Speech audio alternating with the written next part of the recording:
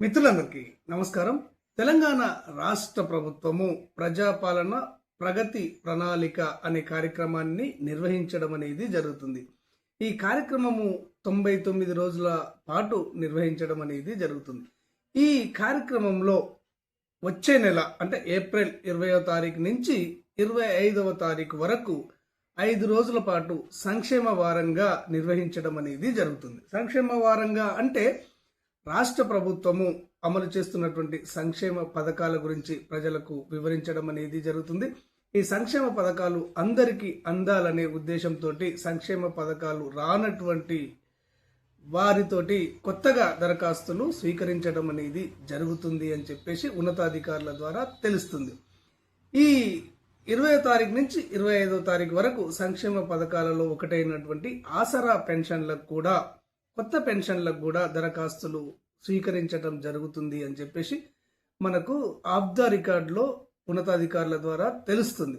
అయితే దీని గురించి ఒక వీడియోను మీకు అందించడం అనేది జరిగింది. ఆ వీడియో చూసినటువంటి చాలా మంది మిత్రులు, సార్ 50 సంవత్సరాలకే ఈ ఆసరా పెన్షన్లు ఎవరికి ఇస్తారు తెలియజేయగలరు అని చాలా మంది మిత్రులు అడగడం అనేది జరుగుతుంది. మరికొంతమంది మిత్రులు ఈ ఆసరా పెన్షన్లకు దరఖాస్తు చేసుకోవాలి అంటే ఎవరికి ఎంత వయసు ఉండాలి తెలియజేయగలరు అని కూడా చాలా మంది మిత్రులు అడగడం అనేది జరుగుతుంది.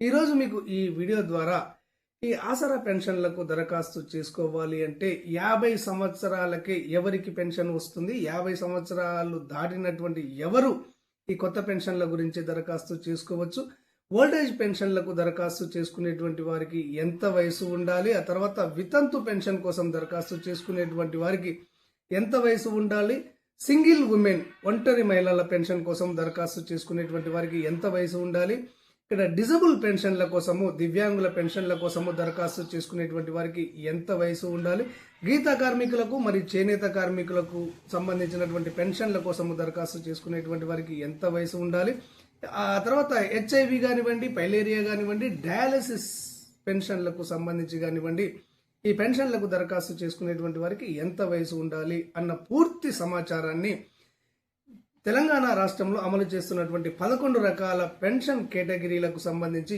ఏ కేటగిరీ పెన్షన్కు దరఖాస్తు చేసుకోవాలి అంటే ఎంత వయసు ఉండాలి అన్న సమాచారాన్ని మీకు ఈ వీడియో ద్వారా తెలియజేస్తాను.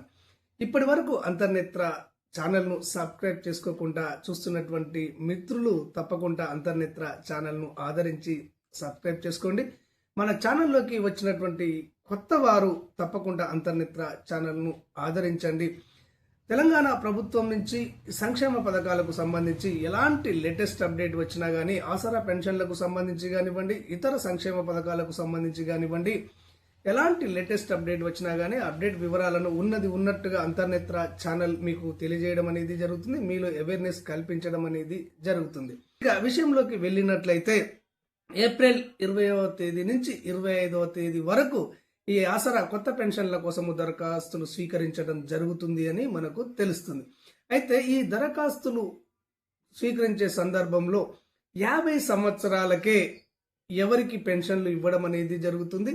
ఎవరు 50 సంవత్సరాలు నిండిన తర్వాత ఈ కొత్త పెన్షన్ల కోసం దరఖాస్తులు చేసుకోవాలి అన్న విషయాన్ని ముందు మీకు తెలియజేస్తాను.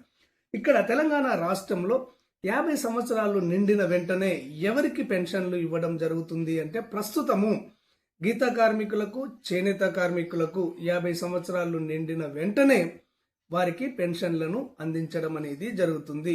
ఈ 2 కేటగిరీల వారికి మాత్రమే 50 సంవత్సరాలకు పెన్షన్లు ఇస్తారు ప్రస్తుతం. అయితే కాంగ్రెస్ పార్టీ అధికారంలోకి రావడానికి ఒక హామీ ఇవ్వడం అనేది జరిగింది.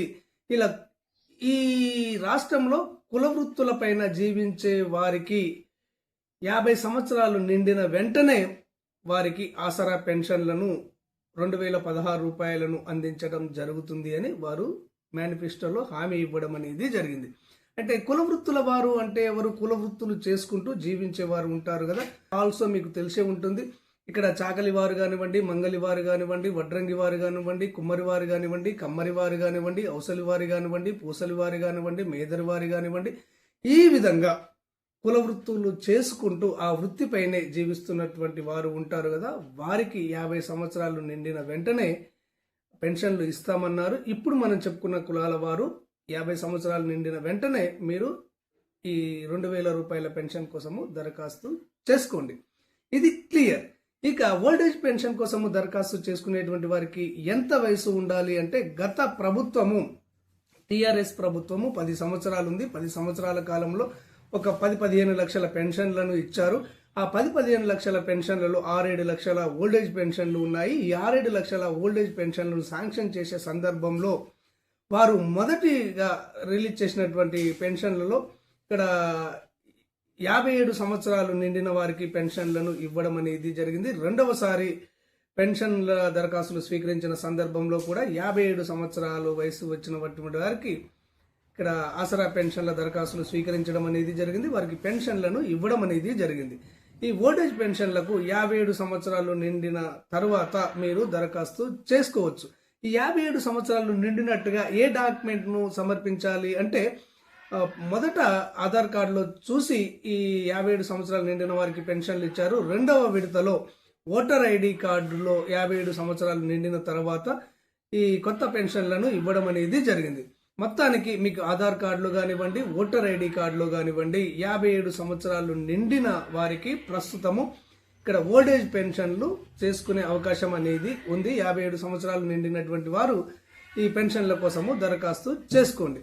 ఇక వితంతు పెన్షన్ల కోసం దరఖాస్తు చేసుకునేటువంటి వారికి వయసు ఎంత ఉండాలి అంటే, వితంతు పెన్షన్ల కోసం దరఖాస్తు చేసుకునేటువంటి వారికి ఎలాంటి వయసుతో సంబంధం అనేది లేదు. కాకపోతే వారి భర్త మరణించినటువంటి డెత్ సర్టిఫికేట్ ఉంటుంది కదా, ఆ డెత్ సర్టిఫికేట్ను తప్పనిసరిగా సబ్మిట్ చేయవలసి ఉంటుంది. ఇక ఆ తర్వాత ఒంటరి మహిళల పెన్షన్కు దరఖాస్తు చేసుకునేటువంటి వారికి ఎంత వయసు ఉండాలి అంటే 35 సంవత్సరాలు నిండి ఉండాలి. మరియు ఇక్కడ భర్త నుంచి వీడుబడి వేరుగా ఉంటున్నట్టుగా భర్త నుంచి తీసుకున్నటువంటి విడాకుల ధృవపత్రం కానివ్వండి, లేదా కాంపిటేటివ్ అథారిటీ జారీ చేసినటువంటి విడాకుల ధృవపత్రాన్ని కానివ్వండి మీరు సబ్మిట్ చేయవలసి ఉంటుంది. ఇక ఆ తర్వాత దివ్యాంగుల పెన్షన్కు వచ్చేసరికి, దివ్యాంగుల పెన్షన్కు దరఖాస్తు చేసుకునే సందర్భంలో వారికి వయసుతో సంబంధం అనేది లేదు. 1 సంవత్సరం ఉన్న బాలుడికి వికలత్వం ఉన్నా కానీ వారికి 4,000 రూపాయల పెన్షన్ ఇవ్వడం అనేది జరుగుతుంది. వీరికి వయసుతో సంబంధం అనేది లేదు. కానీ వారు ఏ జిల్లాలో నివసిస్తున్నారో ఆ జిల్లాకు సంబంధించినటువంటి సదరం సర్టిఫికేట్ కలిగి ఉండాలి. డిస్ట్రిక్ట్ మెడికల్ బోర్డు జారీ చేసినటువంటి సదరం డిజబిలిటీ ధృవీకరణ పత్రాన్ని వారు కలిగి ఉండాలి. ఈ విధంగా కలిగి ఉండి 40% పైగా వైకల్యం కలిగినటువంటి వారికి ఈ ఆసరా పెన్షన్ల పరిధిలో 4,000 రూపాయల పెన్షన్ వస్తుంది. ఇక ఈఎన్టీ వారికి, చెవిటి మగ వారికి 51% దాటి ఉండాలి. ఈ విధంగా పర్సెంటేజ్ ఉంటేనే వారికి దివ్యాంగుల పెన్షన్ను మంజూరు చేయడం అనేది జరుగుతుంది. ఇక తర్వాత ఇప్పుడు ఇక్కడ హెచ్ఐవి పేషెంట్లకు కానివ్వండి, పైలేరియా పేషెంట్లకు కానివ్వండి, డయాలసిస్ పేషెంట్లకు కానివ్వండి, వీరికి కూడా వయసుతో ఎలాంటి సంబంధం అనేది లేదు. వీరికి ఈ వ్యాధులు సోకినట్లయితే సంబంధిత ధృవీకరణ పత్రాన్ని తీసుకొని డిఎంహెచ్ఓ ఆఫీసులో దరఖాస్తు చేసుకున్నట్లయితే మెడికల్ పెన్షన్ల పరిధిలో ఇక్కడ హెచ్ఐవి వారికి, డయాలసిస్ వారికి, పైలేరియా వారికి 2,016 రూపాయల పెన్షన్ను ఇవ్వడం అనేది జరుగుతుంది. ఇది ఈ 3 కేటగిరీల వారు గుర్తుపెట్టుకోవాలి. ఓకే ఫ్రెండ్స్, క్లారిటీగా అర్థమైంది అనుకుంటున్నాను. ఈ విధంగా తెలంగాణ రాష్ట్రంలో 11 రకాల పెన్షన్లకు దరఖాస్తు చేసుకునేటువంటి వారు ఏ కేటగిరీకి సంబంధించి ఆ కేటగిరీ వయసును ధృవీకరణ చేసుకొని ప్రభుత్వం నిర్ణయించిన ప్రకారము మీ వయసు ఆధార్ కార్డులో కానివ్వండి, ఓటర్ ఐడి కార్డులు కానివ్వండి నిండి ఉన్నట్టయితే ఈ కొత్త పెన్షన్ల కోసము మీరు దరఖాస్తు చేసుకోండి. ఈ దరఖాస్తుతో పాటు ప్రభుత్వం నిర్దేశించినటువంటి సంబంధిత డాక్యుమెంట్స్ను కూడా తప్పనిసరిగా జత చేసి మీరు ఈ కొత్త పెన్షన్ల కోసము దరఖాస్తు చేసుకోండి. ధన్యవాదాలు.